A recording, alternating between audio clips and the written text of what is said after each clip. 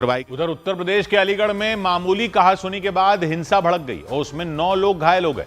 दो पक्षों के लोग किसी पुराने झगड़े को लेकर आपस में भिड़े। उनके बीच पहले बहस शुरू हुई और वो देखते ही देखते इतनी बढ़ गई कि उन्होंने एक दूसरे पर हमला कर दिया और इसके बाद तो वहां बवाल मच गया। दोनों पक्ष के लोगों ने एक दूसरे पर पथराव शुरू कर दिया।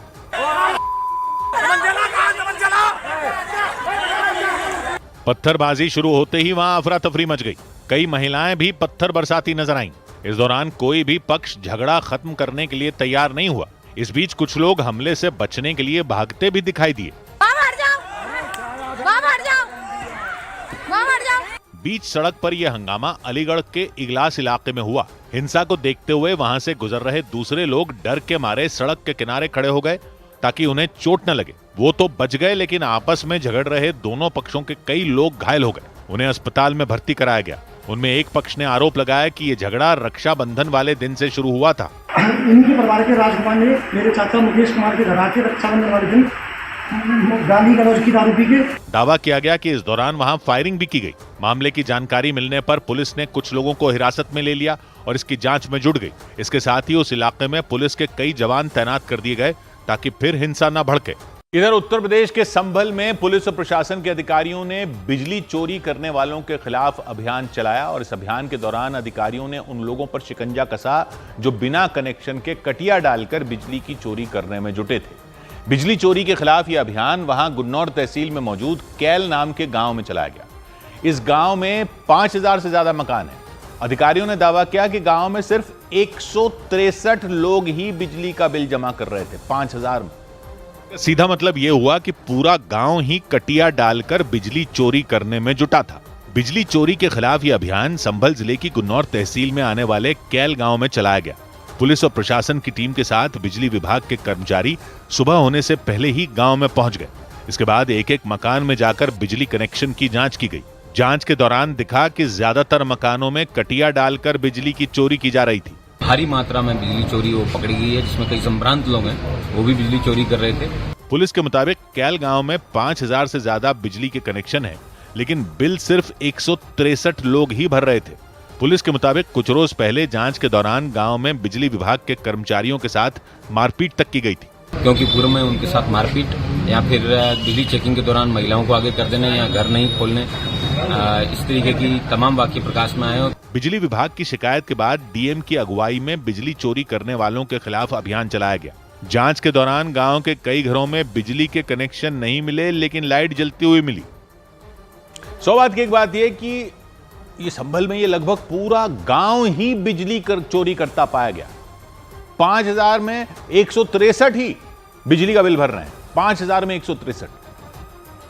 तो इतने टाइम से अधिकारी क्या कर रहे हैं? सब लोग मिलकर बिजली चोरी कर रहे हैं। तो वो तो बेवकूफ हुए ना जो बिजली का बिल भरते हैं। वो 163 लोग जो भर रहे थे वो बेवकूफ दिख रहे हैं।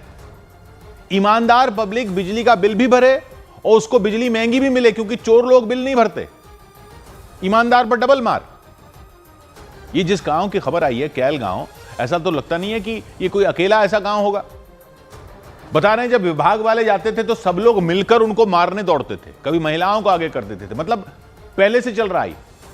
अब ये भी चक्कर है कि किसी इलाके में अगर 100 में 90 लोग, यहां तो 5000 में 163 लोग ही बिल भर रहे हैं और 100 में 90 लोग अगर यानी बिजली चोरी करने लग जाएं तो बिजली काट भी नहीं सकते, क्योंकि उससे उन 10 लोगों की भी कट जाती है जो बिल भरते हैं। अब गांव की बिजली काट दो तो जो 163 बिल भर रहे हैं उनका क्या कसूर? और फिर वो भी सोचते होंगे कि हम क्यों भरें जब बाकी नहीं भर रहे, उनका तो काम धड़ल्ले से चल रहा है। ऐसा कैसे हो सकता है कि पूरा गांव बिजली की चोरी कर रहा था, पूरा का पूरा गांव, और वहां की पुलिस को पता नहीं था? पता तो था, बाद में पुलिस गई है, लेकिन इतने टाइम से जब हो रहा था, वो पुलिस वाले जो उस टाइम पोस्टिंग थी उनकी, उनसे कौन जवाब लेगा? वहां के सरकारी लोगों को पता ही नहीं था। ऐसा कैसे हो सकता है? तो या तो उस वक्त सब मिले हुए थे या सब डरे हुए थे। किसका डर था? लोकल नेता लोगों का डर था क्या? तो उन पर केस क्यों नहीं करते?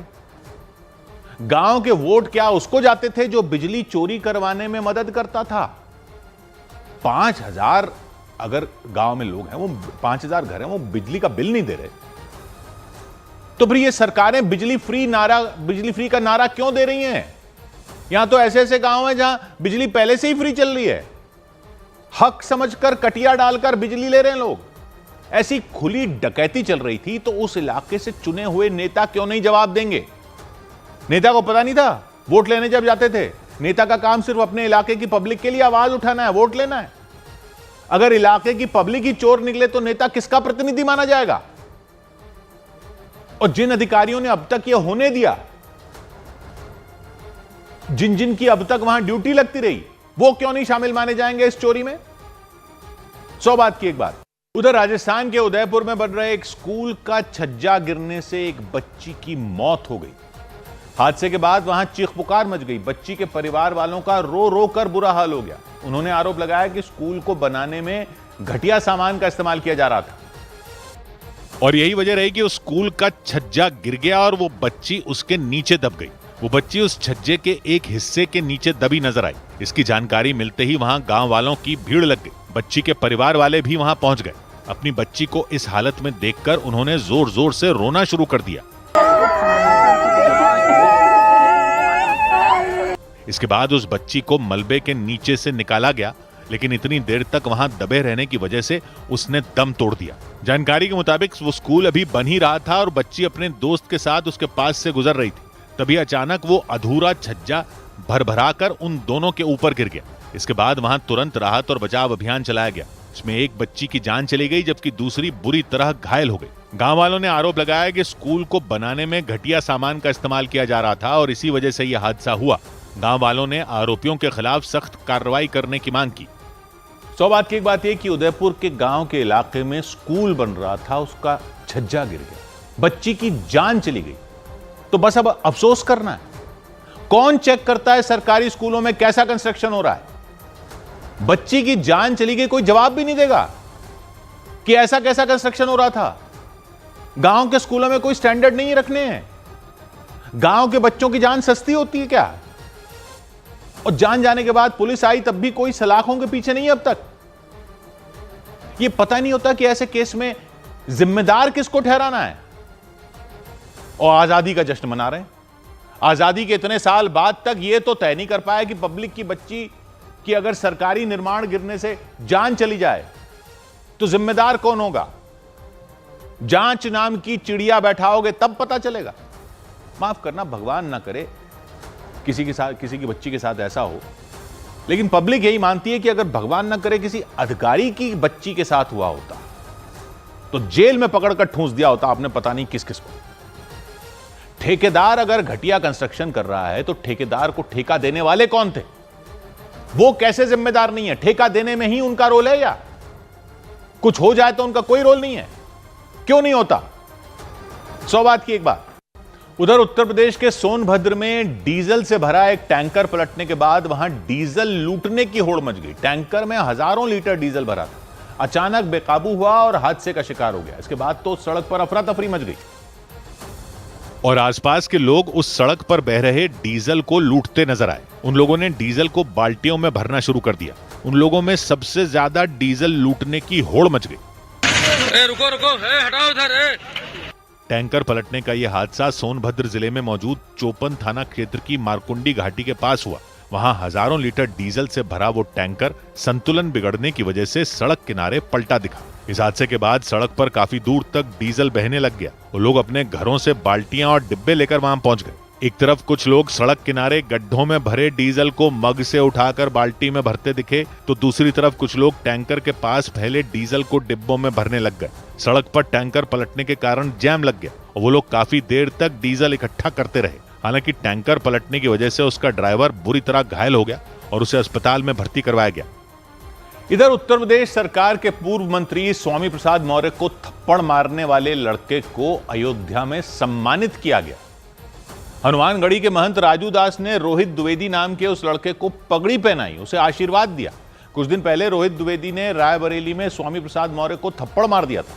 इसके बाद उसे हिरासत में ले लिया गया था और इसके कुछ दिन बाद हनुमानगढ़ी के महंत राजू दास ने रोहित को अयोध्या बुलाकर उसको सम्मानित किया।